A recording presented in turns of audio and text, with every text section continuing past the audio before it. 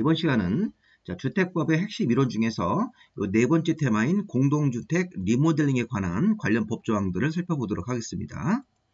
최근에 공동주택 리모델링 부분이 시험 문제에서 한 문제가 거의 매회 나오기 때문에 밑에 써있는 순서를 잘 보시고 제목들을 이렇게 보시면서 공부할 대상들을 잘 파악을 좀 해보시기 바랍니다.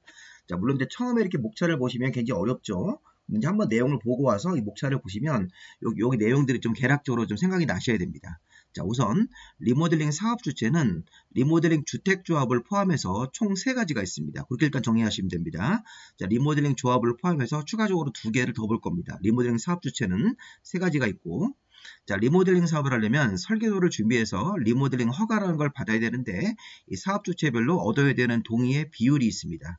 그래서 어느 정도 동의를 받아가지고 리모델링 허가 같은 것들을 신청을 해야 되는지, 그 다음에 리모델링 사업 주체가 시공자, 건설회사를 선정하고, 또 심의라는 게 뭐냐면 세대수가 50세대 이상 증가되는 그런 리모델링 사업을 한다면 이 리모델링 허가를 받기 전에 시군구 도시계획위원회 심의를 받아야 됩니다. 그래서 이게 도시계획위원회 심의를 받아서 리모델링 사업을 하는 경우가 있는데, 이게 50세대 이상 세대수가 증가되는 그런 사업이 포함된 리모델링일 때는 심의까지 거쳐야 됩니다. 50세대 이상 증가되는 경우. 그 다음에 우리 증축형 리모델링을 할 때는 모두 안전진단을 요청을 해야 됩니다. 안전진단은 증축형 세대 면적이든 세대수든 증축형 리모델링은 모두 다 안전진단을 신청을 해야 되고, 이 안전성 검토는 나중에 보시고요. 리모델링 기본계획, 리모델링 지원센터 같은 것들을 관청이 이 계획을 수립하고, 리모델링 지원센터 같은 것들을 이 시군구청장이 운영하도록 되어 있습니다. 그 다음에 이제 우리 세대수가 증가되는 리모델링 같은 거 할 때는 이런 권리변동 계획을 만들어서 어떤 소유권을 조정을 해야 됩니다.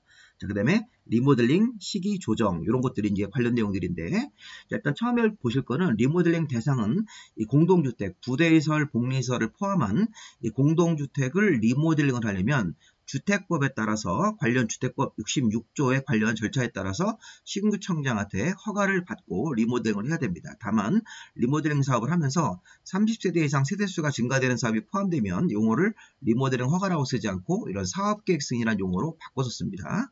관청은 시군구청장이라고 보시면 되겠고, 공동주택을 리모델링을 하려면 주택법에 따른 절차에 따라서 시군구청장한테 가서 리모델링 허가라는 설계도 심사를 받는데, 리모델링 사업 내 30개 이상, 30세대 이상 증가되는 주택수가 증가되는 사업이 포함되어 있을 때는 리모델링 허가가 아니라 사업계획 승인이라는 용어를 쓰는 겁니다.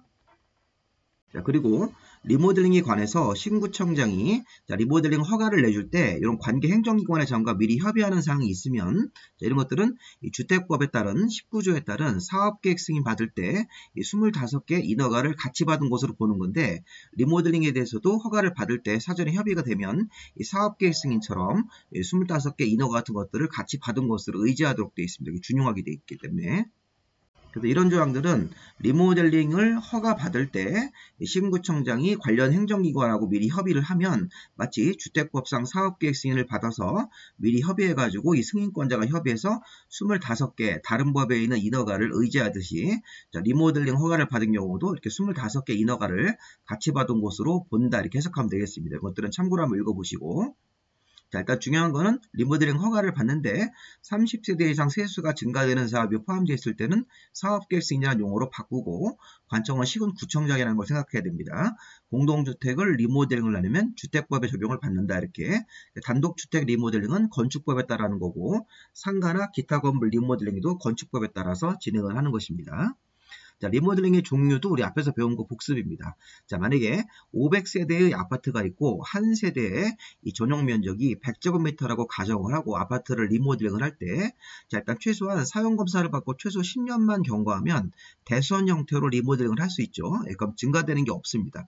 500세대 그대로 유지가 되고 한 세대 면적이 100제곱미터 그대로 유지를 하면서 이 면적 그대로 유지하면서 증가되는 거 없이, 그래서 리모델링을 사업을 해서 고치는 사업만 할 때는 이런 대선 형태로 할 수 있고, 증가형이 2가지가 있죠. 세대 면적을 30% 이내로 증가하는 거, 세대 수를 15% 이내로 증가하는 거, 이렇게 2번이나 3번을 선택해서 리모델링 사업을 할 수도 있습니다. 세대 면적을 증가한다는 얘기는 500세대는 그대로 유지가 되고, 여기 세대 면적이 100제곱미터에서 여기 30% 이내까지 증가시킬 수 있기 때문에 여기 130까지 커질 수 있겠네요. 그래서 세대 면적 증가형을 할 때는 500세대 그대로 유지가 되고, 자, 한 세대 전용 면적을 넓히는데 이 세대 면적을 기존 세대 면적의 30% 이내까지 증가시킬 수 있다. 이렇게. 자, 이렇게 증가형으로 할 때는 최소 15년은 경과가 돼야 되는 거는 위에 거랑 비교해서 보셔야 되고, 자, 세대수 증가형은 이것도 최소 15년은 지나야 되는데, 자, 기존 세대수를 15% 이내로 증가시킬 수 있다. 그러면, 자, 기존의 500세대에서 추가적으로 10%가 증가되면, 자, 이게 75세대가 더 가산이 돼가지고 575세대가 되는 거죠. 그래서 이제 기존 주거 전용 면적 100제곱미터짜리 기존 아파트는 사이즈 면적 그대로 유지하면서 넓히지 않고 좀 세대수 증가형이기 때문에 기존 세대는 100제곱미터를 그대로 유지하면서 고치고, 추가적으로 이 500세대에다가 15% 같은 경우 적용해보면 75세대가 더 증가한 거죠. 그래서 기존 동위에다가 뭐 수직으로 하든 별동으로 하든 수평으로 하든 75세대를 더 증가하는 그런 형식으로 하면 세대수 증가형이기 때문에 가장 중요한 포인트는 대선형은 10년만 경과할 수 있고, 자, 증축형, 세대 면적 증가형, 세대수 증가형은 둘 다 최소 15년은 지나야 되고, 세대 면적 증가형은 30% 이내까지 넓힐 수 있다. 기존 세대 면적을. 자, 세대수 증가형일 때는 기존 세대수를 15% 이내까지만 증가하기 때문에 증가되는 비율을 비교를 해야 됩니다. 참고로 세대 면적을 증가할 때 기존 세대 면적이 85제곱미터 미만인 이 국민주택 규모 이런 거일 때는 30%가 아니라 40% 이내까지 세대 면적을 증가시키는 경우도 가능합니다. 최근에는 세대 면적 증가형이 별로 인기가 없죠. 요즘에 이제 가족들이 뭐 이렇게 뭐 자제분들도 이렇게 성인이 되면 다 독립시키기 때문에 가족 수가 많지 않기 때문에 그럴 때는 이렇게 리모델링 같은 걸 했을 때 이런 세대수 증가형 같은 걸 해서 이 공사비를 절감할 수 있는 그런 형태로 세대수가 증가돼서 추가적으로 더 지어진 아파트는 일반 분양을 하기 때문에 일반 분양한 판 대금으로 리모델링 공사비를 충당할 수 있으니까 최근에는 이런 3번 같은 경우를 더 많이 실무적으로 선호를 하고 있습니다. 자, 그 다음에 이제 리모델링 사업 주체가 아까 제가 좀 전에 3개가 있다고 배웠습니다. 자, 그 다음에 리모델링 사업 주체가 3가지라는 걸 먼저 확인해 보시면 입주자, 사용자, 관리 주체라는 사람들이 모여서 일본으로 리모델링 사업을 할 수가 있고, 자, 리모델링 조합이라는 거, 자, 리모델링 이 공동주택 소유자가 자, 리모델링 조합이라는 법인을 만들어서 이 사업 시행자가 되는 경우도 가능합니다. 자, 그 다음에 이제 세 번째, 입주자 대표회의가 리모델링 사업을 할 수 있으니까 입주자, 사용자, 관리 주체라는 사람들이 모여서 1번 사업 주체, 자, 리모델링 조합을 만들어서 이 조합이라는 법인 단체가 리모델링 사업 주체가 될 수도 있고, 자, 3번 입주자 대표회의라는 단체가 리모델링 사업하는 사업 주체가 될 수도 있다는 것입니다. 특히 2번이 중요합니다. 리모델링 조합 설립할 때하고 리모델링 허가 받을 때 이따 볼 겁니다. 둘 다 동의를 얻어야 됩니다. 자, 리모델링 조합 설립인가 받을 때 동의, 리모델링 허가 받을 때 동의가 필요하기 때문에 그걸 정리를 하셔야 됩니다. 자, 어쨌든 지금은 리모델링 사업 주체는 이 그림상에서 1번 사업 주체, 2번 사업주체 조합, 3번 사업주체 입주자 대표회의까지 있으니까 이거 1번, 2번, 3번이 리모델링 사업주체가 될 수 있다. 자, 그럼 리모델링 이 사업주체가 그 다음으로 할 일이 뭐냐면, 자, 리모델링을 할 때 29개 이하로 증가되거나 증가되는 내용 없이 대선 형태로만 할 때는 리모델링에 대한 설계도를 준비해서 리모델링 허가라는 걸 받고 착공 신고하고 공사를 착수하고 완공되면 사용 검사를 받는 겁니다. 근데 리모델링 이런 사업 주체가 30개 이상 증가되는 그런 내용이 포함되어 있을 때, 주택수가 30개 이상 증가되는 그런 내용이 포함되어 있을 때는 리모델링 사업을 하면서 30개 이상이 증가가 되면 리모델링 허가로 가지 않고 리모델링 사업계획서인으로 가는 겁니다. 이렇게 용어를 갖다가 두 개로 나눠서 이렇게 써야 되는 게 이게 맞습니다. 좀 더 자세하게 1번 리모델링 사업 주체하고 리모델링 허가를 받을 때 동의를 얻어야 되는 것. 자, 일단 보십시오. 우리 앞에서 봤듯이 리모델링 사업 주체는 1번 사업 주체. 자, 공동주택을 리모델링을 할 때는 공동주택의 입주자, 사용자, 관리 주체가 이렇게 모여서 자, 리모델링 허가라는 걸 받고 리모델링 사업을 할 수 있습니다. 1번 사업 주체. 자, 2번 사업 주체는 자, 설립인가를 받은 리모델링 주택조합이 자, 일단은 설립인가를 받은 리모델링 주택조합이 허가를 받아서 할 수도 있고, 자, 입주자 대표회라는 사람들이 허가를 받아서 리모델링 사업을 할 수도 있는 것입니다. 근데 중요한 건 뭐냐면, 자, 이거 잘 보십시오. 자, 여기 1번 사업 주체인 입주자, 사용자, 관리 주체가 리모델링 사업 주체가 되었을 때는 이 리모델링 허가를 받기 위해서 입주자 전원의 동의를 받아서 리모델링 허가를 신청하도록 되어 있네요.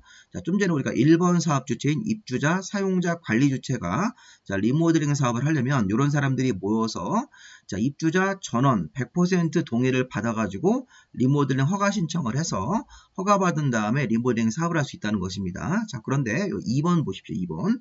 자, 설립인가를 받은 리모델링 주택조합이 할 때는 자, 각 동별 50% 이상, 전체 75% 이상의 동의를 받아서 리모델링 허가를 신청한다고 되어 있습니다. 이거 한번 비교해 보십시오.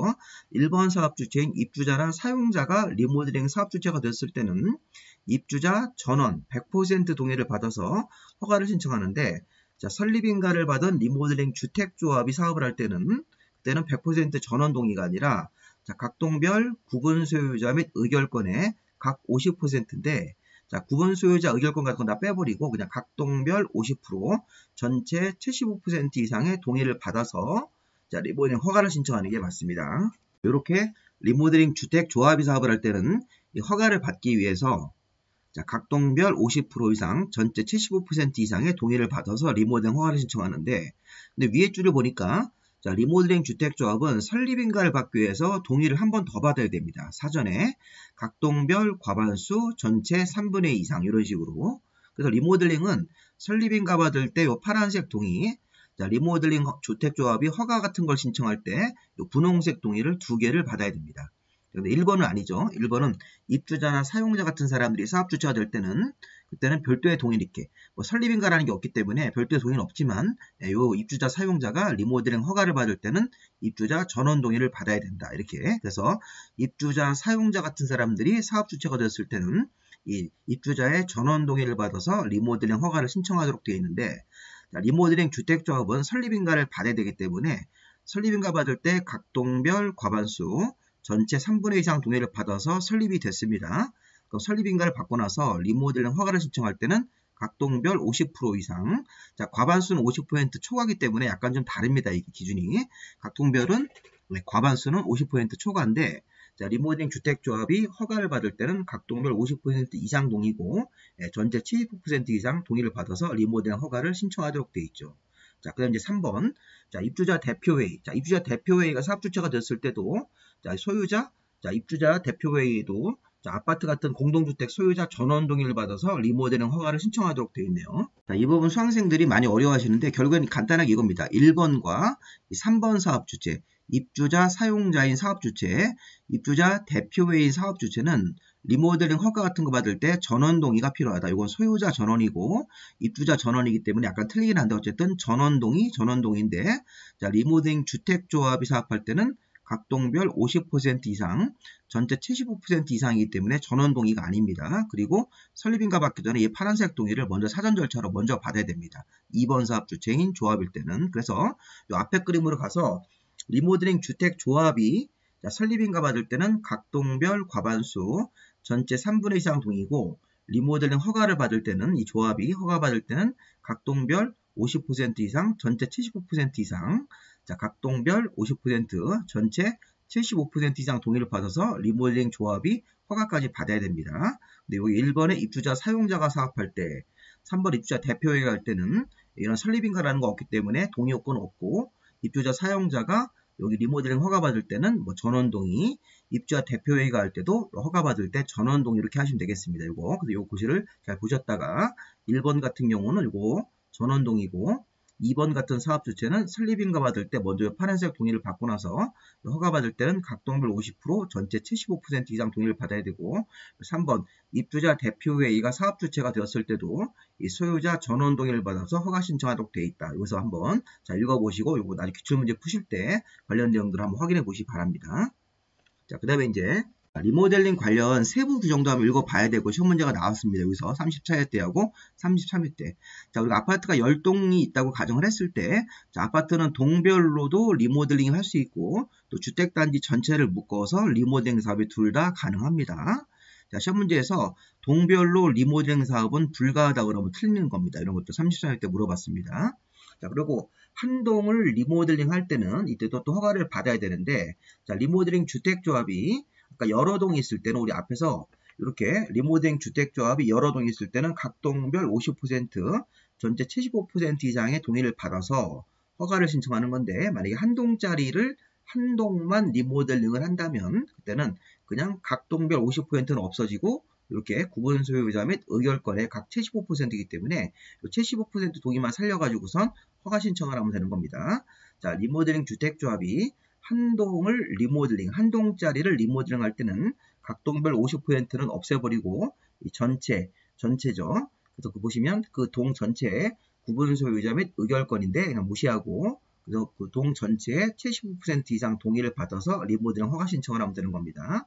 자, 리모델링에 동의한 토지동 소유자는 리모델링 주택조합이 리모델링 허가 신청을 신구청장한테 제출하기 전에는 리모델링에 동의한 그 동의의 내용을 이제 마음을 바꿔서 철회할 수 있습니다. 이렇게 철회할 때는 허가 신청서를 제출하기 전까지만 철회할 수 있습니다. 항상 우리가 어떤 동의를 했을 때 이런 건 아주 예전에 우리가 재개발할 때도 마찬가지였었죠. 재개발할 때도 어떤 뭐 인허가 신청 전에는 동의한 내용을 마음을 바꿔서 처리할 수 있으니까 지금 리모델링에 동의한 소유자는 리모델링 주택조합이 리모델링 허가 신청서를 제출하기 전까지는 미리 동의한 거에 대해서 마음을 바꿔가지고 서면으로 동의를 처리할 수 있다는 것 한번 읽어보시기 바랍니다. 자, 그 다음에 우리가 리모델링 할 때는 지켜야 되는 약속이 있는데, 자, 복리설을 분양하기 위한 것이 아니어야 된다. 우리 복리설이 아파트 상가입니다. 상가. 아파트 내에 있는 단지 안의 상가인데 그렇게 생각하시면 돼요. 리모델링을 해서 상가 같은 것들을 막 지어가지고 이걸 분양하는 목적으로 리모델링을 할 수는 없다는 것입니다. 그래서 우리가 복리설 같은 상가를 지어서 분양하는 것이 목적이 아닌 형태로 리모델링 사업을 해야지 이렇게 리모델링 같은 거 리모델링을 해서 이런 복리설 상가를 분양하는 형태라면 리모델링 자체가 될 수가 없다는 것입니다. 기본 원칙이기 때문에 그래서 복리설을 분양하는 것이 아니어야 되고 그 다음에 밑에 보니까 예외가 있네요. 근데 한 층을 자 1층이죠. 1층 자 1층을 피로티 구조로 해서 전용을 하고 이렇게 1층 전체를 피로티 구조로 만들어 놓고 그 다음에 세대 자, 세대 일부나 전부를 이렇게 부대나 복리설을 이용하는 것은 그러하지 않다. 그래서 1층을 피로티 구조로 만들어 놓고 뭐 2층에다가 어떤 각 세대를 만들어 놓고 세대의 일부나 전부를 이렇게 부대나 복리설을 이용하는 것은 이 1번에 대한 예외를 인정하는 것이니까 참고로 한번 보시고요. 그 다음에 리모델링을 하면서 내력벽을 철거하면 위험해서 안 됩니다. 그래서 내력벽을 철거해가지고 세대를 합치는 행위여서는 안 된다. 이렇게 해서 파란색 내용을 위주로 한번 보시기 바랍니다. 자, 리모델링을 하면서 복리설을 분양할 수 있다고 하시면 안 됩니다. 자, 복리설 같은 상가를 지어서 리모델링 사업이 끝난 다음에 분양해서 일반 분양 같은 건 해서는 안 되는 것입니다. 그리고 리모델링을 하면서 내력벽을 철거해가지고 세대를 합치는 행위는 안 되는 것입니다. 위험하기 때문에. 자, 그 다음 우리가 이제 복리설 같은 것들을 리모델링을 할 때는 증축형으로 할 때 10% 이내, 100분의 10 이내까지 늘릴 수가 있고요. 제목에 보면 입주자 공유가 아닌 복리설이기 때문에 복리설이 단지 안의 상가인데 어떤 특정한 개인 소유의 이런 상가 같은 것들을 리모델링, 복리설에 대해서 리모델링을 할 때는 사용검사 후 10년을 일단 지나야 되고 구조환경에 지장이 없으면서 만약에 이제 상가 같은 것들을 좀 늘리고 싶다 그러면 기존 연면적의 10분의 1 이내로 10% 이내까지로만 할 수 있다. 이거 한번 참고로 보시 바랍니다. 자, 복리설을 리모델링을 하려면 자, 최소한 사용검사 후 10년은 지나야 되고 그 다음에 증축하는 면적 비율은 기존 연면적의 100분의 10 이내로만 한다. 이런 식으로 해가지고 이 복리설에 대한 리모델링 조건도 한번 살펴보시고요. 자, 동의의 승계는 기본 원칙이죠. 리모델링 주택조합을 설립하는데 동의한 사람으로부터 해당 리모델링 대상 아파트를 만약에 취득했을 때는 이렇게 건물을 취득한 사람은 리모델링 주택조합 설립에 동의한 것으로 이렇게 간주하도록 되어 있으니까 읽어보시면 되겠습니다. 자, 두 번째 이제 시공자 선정. 우리 앞에서 이제 리모델링 사업 주체는 세 가지가 있었고요.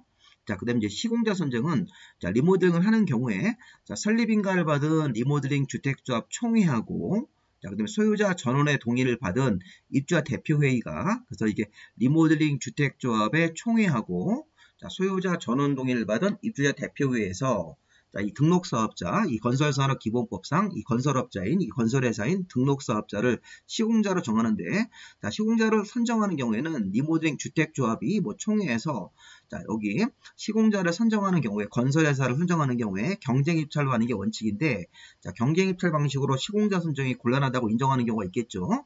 입찰자가 뭐 한 명이라든가, 뭐 2회 이상 유찰돼가지고 입찰자가 없다든가, 이런 식으로 곤란한 사유가 있을 때는 경쟁입찰 방식 하지 않고 다른 방식으로 할 수 있는 예외가 인정될 수 있습니다. 이거 한번 읽어보시면 되겠고요.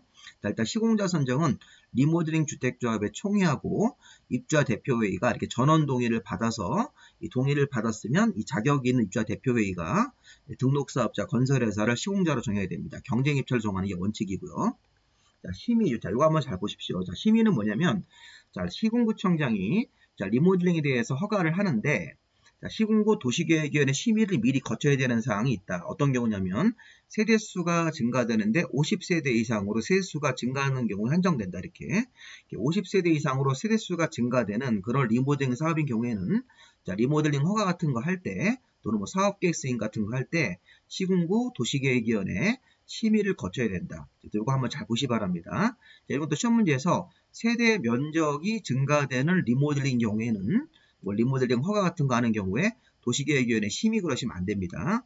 자, 시군구청장이 세대수가 증가가 되는데 이렇게 50세대 이상 대통령령으로 50세대 이상으로 정하고 있기 때문에 50세대 이상으로 세대수가 증가되는 그런 세대수 증가형 리모델링 경우에는 리모델링 허가하기 전에 미리 도시계획위원회 심의를 거쳐야 된다. 자, 심의 대상이 무엇인지 한번 잘 보시 바랍니다.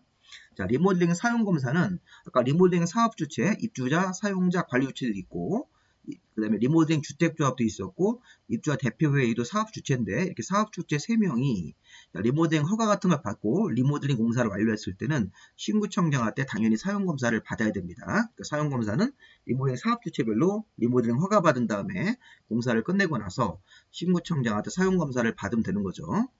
그 다음 이제 다음 3번. 자, 리모델링에 대해서 안전진단 같은 것들을 요청을 해야 된다. 자, 이거 잘 보십시오. 증축한을 리모델링의 경우에는, 자, 우리 증축한을 리모델링이면 모두 다란 얘기입니다.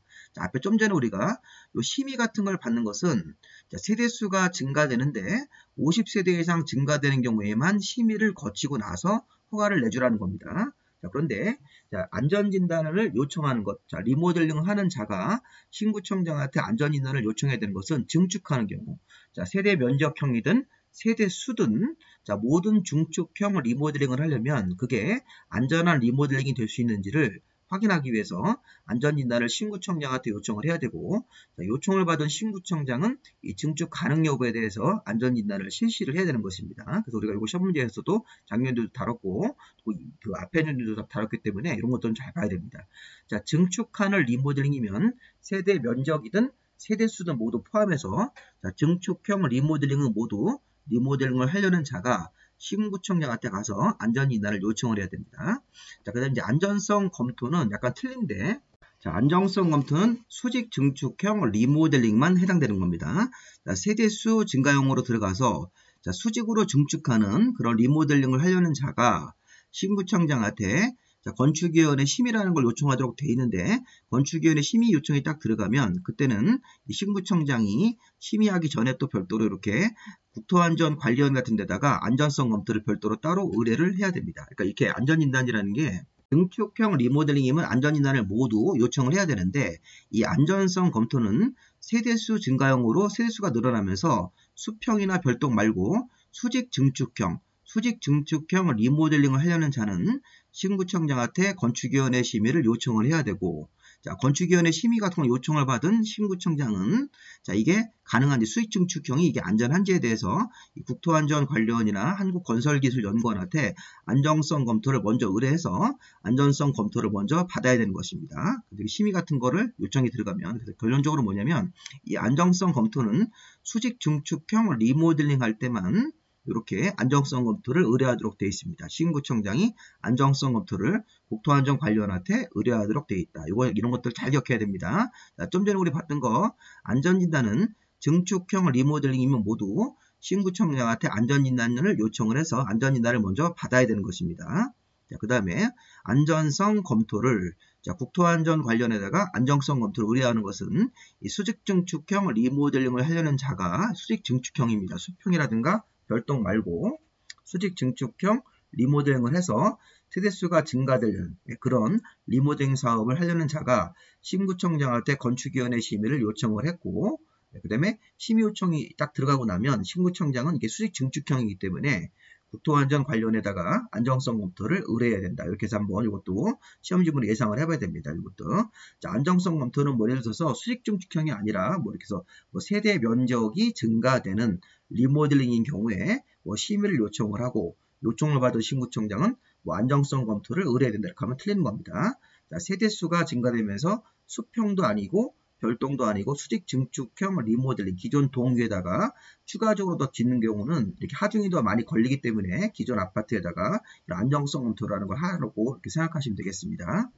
자, 그럼 이제 네 번째, 리모델링 기본계획. 자, 리모델링 기본계획을 보세요. 세대수 증가형 리모델링입니다. 자, 세대수가 증가되는 리모델링으로 인해서, 자, 세대수가 증가되면 아파트가 더 많이죠. 기존에 아파트 세대수가 만약에 500세대였는데 15%가 증가돼서 575세대가 돼가지고 이게 더 도시가 더 과밀해지고 이런 거에 대해서 체계적으로 관리하기 위해서 이제 관청이 수립하는 계획이 리모델링 기본계획입니다. 그러면 리모델링 기본계획도 이거 알아놔야 되겠네요. 자, 세대수가 증가되는 리모델링일 때는 리모델링 기본계획 같은 것들을 수립하도록 되어 있습니다. 자, 세대 면적은 아니고 세대수가 증가되는 리모델링 경우에는 리모델링 기본계획 같은 것들을 수립해야 된다. 자, 누가? 특별광역 대도시의 시장이 리모델링 기본계획을 10년 단위로 수립하고 5년마다 타당성 여부를 재검토해야 된다. 여기까지 의무입니다. 의무.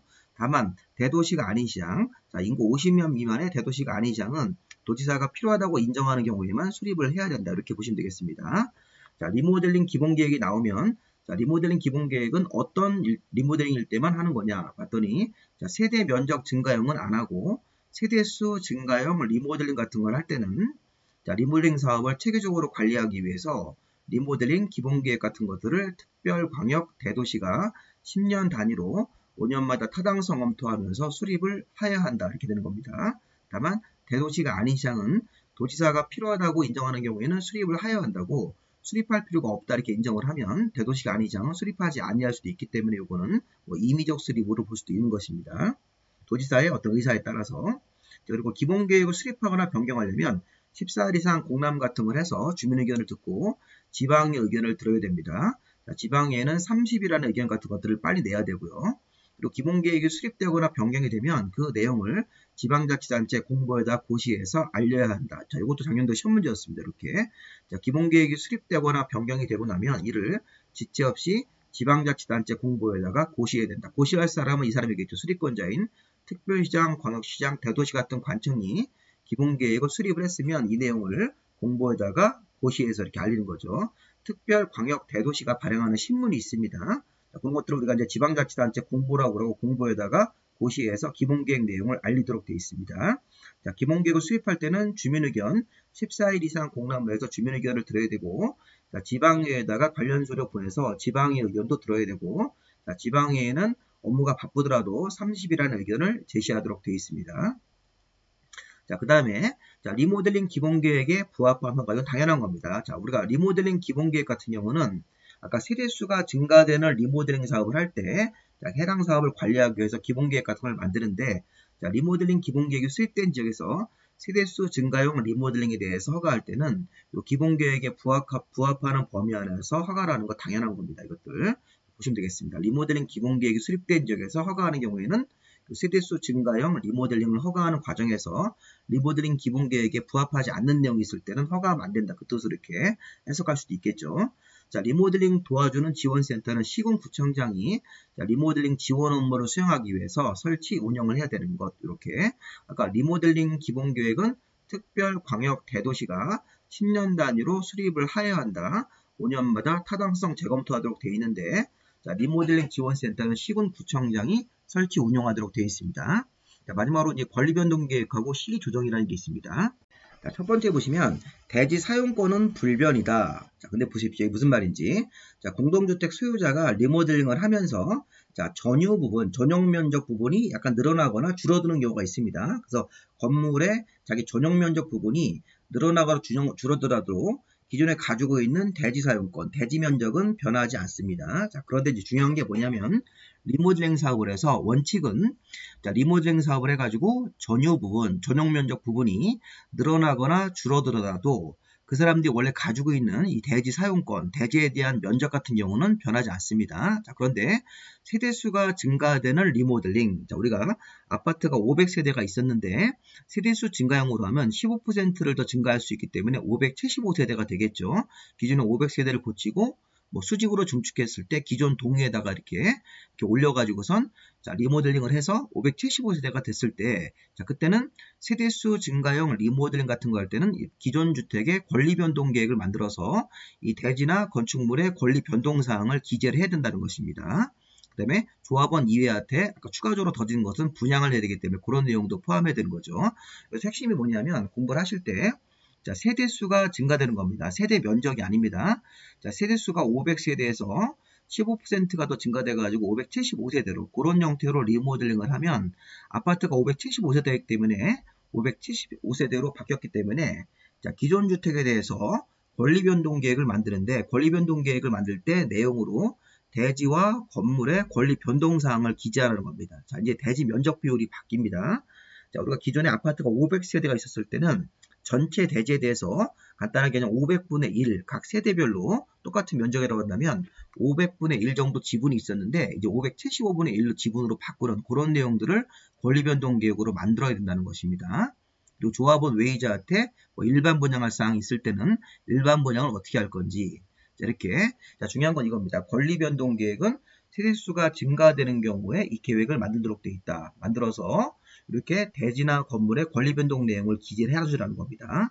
여기서 우리가 세대수 증가되는 리모델링을 하면서 이런 권리 변동 계획을 만들었을 때는 권리 변동 계획을 만들어서 이거에 따라서 리모델링 허가라는 걸 받으면 되는 겁니다. 자, 그래서 이 조항이 조금 우리 어려운데 1번 조항의 원칙은 대지 사용권은 대지의 지분 같은 면적비 변하지 않는다는 게 원칙인데 리모델링을 하면서 자, 건물분의 전용 면적 부분이 늘어나거나 줄어들어도 그 아파트 소유자가 가지고 있는 대지 사용권, 대지 면적 같은 경우는 변하지 않습니다. 다만 세대수가 증가되는 리모델링은 별도의 특별한 예외가 있다는 겁니다.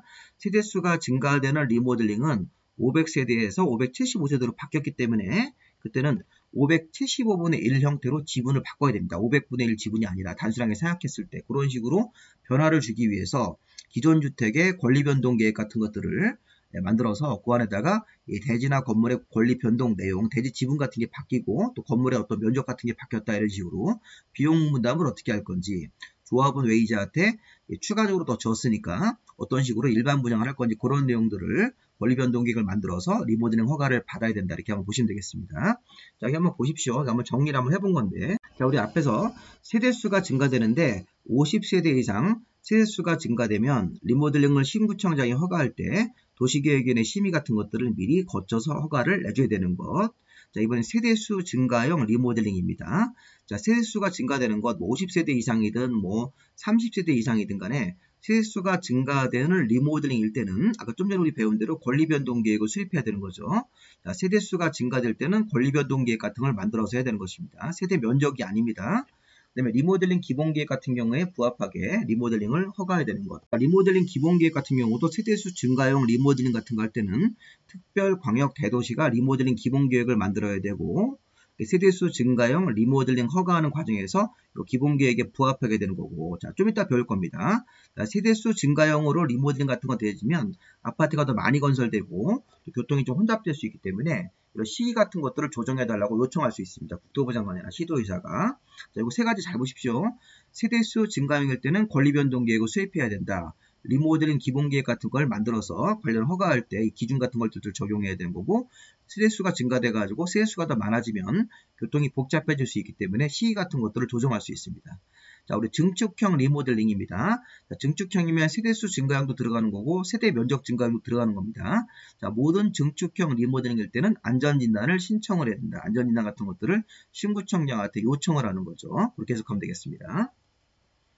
자, 그 다음에 자, 이번 조항은 뭐냐면 자, 공동주택 소유자가 리모델링을 했는데 자, 일부 공용부분 면적을 전유부분 면적으로 변경한 게 뭐냐면 우리 공용부분 아파트에 복도 같은 게 있었는데 자, 복도 면적을 이 전용 면적으로 넣은 겁니다. 이런 식으로 리모델링 사업을 하면서 자, 그렇게 변경을 한 경우라도 집합건물법 같은 규정을 적용하지 않고 집합건물법 규정에도 불구하고 자, 나머지 공용부분 면적은 변하지 않는다. 이렇게 자, 이건 이제 집합건물법의 특례이기 때문에 자, 그래서 리모델링 사업을 하면서 일부 공용부분 복도 면적을 전용 면적 같은 경우로 이렇게 변경을 한 경우에서 전용 면적이 늘어났네요. 이런 식으로. 그러면 집합건물법에 적용을 하지 않고 나머지 공용부분 면적은 변하지 않는 것으로 처리하도록 되어 있습니다. 자, 그런데 2번의 공용부분 면적 같은 걸 처리하는 과정에서 규약으로 달리 정한 경우가 있다면 그 규약에 따르도록 돼 있으니까 또 요거에 대한 또 예외가 있다는 얘기니까 참고로 한번 보시기 바라고요. 자, 그 다음에 이거 리모델링 사업을 할 때 임대차 계약을 체결을 합니다. 자, 우리가 리모델링 조합 설립인가를 받고 나서 임대차 계약을 체결하는 경우라면 이 주임법이나 상임법에 최단기간 규정을 적용하지 않도록 되어 있습니다. 그래서 이건 우리가 이제 당연한 겁니다. 임차인이 그 내용을 알고 있기 때문에 그렇습니다. 자, 이 4번 조항은 뭐냐면 주임법 4조 우리가 이제 주택임대차보호법상 임차인이 최대로 이제 최단 거주기간 2년 같은 거 있었죠. 상임법에서도 이런 최단 기간이 1년이 있었습니다. 이런 것들을 임대차 계약을 체결하는 과정에서 적용하지 않겠다는 겁니다. 자, 왜냐하면 임대차 계약을 체결하는 당시 이미 리모델링 조합 설립인가를 받았거나 아니면 증축형 리모델링을 하기 위해서 안전인단을 요청한다는 얘기는 이미 리모델링 사업이 진행이 되어서 조만간에 리모델링 사업을 개시하면 임차인은 자동적으로 나간다는 걸 묵시적으로 지금 알고 있는 상태라는 겁니다. 그래서 임대차 계약 체결 당시 이미 조합 설립이 되어 있는 상태일 때는 조만간에 리모델링 사업이 이제 공사가 들어가면 이제 이주를 해야 되기 때문에 임차인도 나가야 됩니다. 자, 그런 거를 알고 임대차 계약을 체결하는 경우라면 리모델링 허가 같은 걸 받은 경우에 이렇게 이런 식으로. 그래서 다시 한번 읽어보면 임대차 계약을 체결할 당시 이미 리모델링 조합 설립인가가 나와 있거나 아니면 리모델링 안전인단 요청 같은 걸 한 경우라면 이미 리모델링 사업이 진행됐다는 것을 임차인이 알고 또 관련 내용들을 이렇게 고지까지 하고 나서 리모델링 허가를 받았을 때는 주임법 4조인 이 강행 규정 최단기간 규정을 적용하지 않고 상임법 상가 임차인 같은 사람한테도 1년간 최대한도로 이렇게 보장해 주는 1년간은 최대한도로 이렇게 상가 임차인이 이렇게 임대차 사업을 할 수 있는 그런 기간 같은 경우를 적용하지 않습니다. 자, 그 다음에 리모델링 주택조합에 대해서는 법인격을 주는데 이 정비법상 이 조합에 이 정비사업 조합의 법인격 관련 규정을 준용하도록 되어 있으니까 참고로 보시고 6번도 이렇게 권리변동 계획에 따라서 소유권이 이전되고 그러면 토지 건물 같은 것들이 새로운 어떤 면적이 확정되는데 이런 거에 대해서도 이 정비법 87조 규정을 준용하는 거니까 참고로 한번 읽어보시면 되겠습니다. 자, 이렇게 해서 한번 읽어보시고 자, 그 다음에 이 마지막 내용으로 자, 세대수 증가형일 때는 리모델링의 시기를 조정을 요청할 수 있다. 자, 누가 국토교통부 장관이 세대수 증가형 리모델링 같은 걸 해서 어떤 주변에 자, 어떤 주택시장에 어떤 불안전한 그런 상황이 오다가 있을 때는 심의를 거쳐서 자, 국토부 장관 하급자인 특광 대도시한테 자, 리모델링 기본계획을 변경하라고도 요청할 수 있고 또 국토부 장관은 시군구청장에게 자, 리모델링 사업계획 승인이나 리모델링 허가 시기를 조정하도록 요청할 수 있다는 것입니다. 요청을 받은 여기 뭐 특광 대도시나 시군구청장 같은 관청은 특별한 사유가 없으면 그 요청에 따라야 되는 겁니다. 자, 보십시오.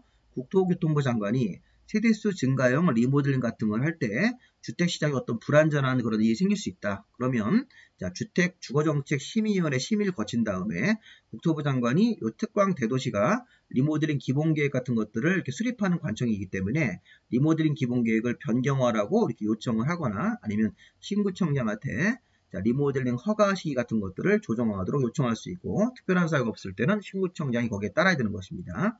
자, 추가적으로 시도지사도 세대수 증가형 리모델링 같은 걸 시행하면서 주택시장이 불안전한 그런 우려가 있을 때는 심의를 거쳐서 시도지사는 자기 하급자인 대도시한테 기본계획 변경 요청을 할 수도 있고 또 신구청장한테도 리모델링 허가 시기를 조정하도록 요청할 수 있으니까 국토부 장관하고 유사한 조항이라고 보시면 되겠습니다. 자, 이렇게 해서 세대수 증가형일 때는 이런 시기 조정 요청 같은 것도 할 수 있습니다. 자, 여기까지 일단 마무리하시고 우리 다음번에는 이제 주택법의 5번째 파트인 주택의 공급 부분 자, 공급 부분도 내용을 1번과 2번으로 나눠서 정리해 보도록 하겠습니다. 자, 관련 내용들 한번 쭉 보시고 기출문제를 풀면서 관련 내용들을 정리하시면 되겠습니다. 자, 교재는 이렇게 지금 핵심 요약집 공법에서 가장 기본적인 내용들을 모은 요약집이 60페이지짜리가 있고 이렇게 그다음에 심화 내용으로 250페이지짜리가 있는데 가급적이면 심화 내용으로 공부하시는 게 조금 더 좋을 것 같습니다. 요즘에는 좀 문제가 어려운 문제가 있어서 또 제가 밴드에 가면 요 원고를 다 올려놨기 때문에 무료로 볼 수 있고 또 구입이 필요하신 분들은 저한테 문자로 구입 의사를 주시면 되겠습니다. 자, 여기까지 마무리하겠습니다.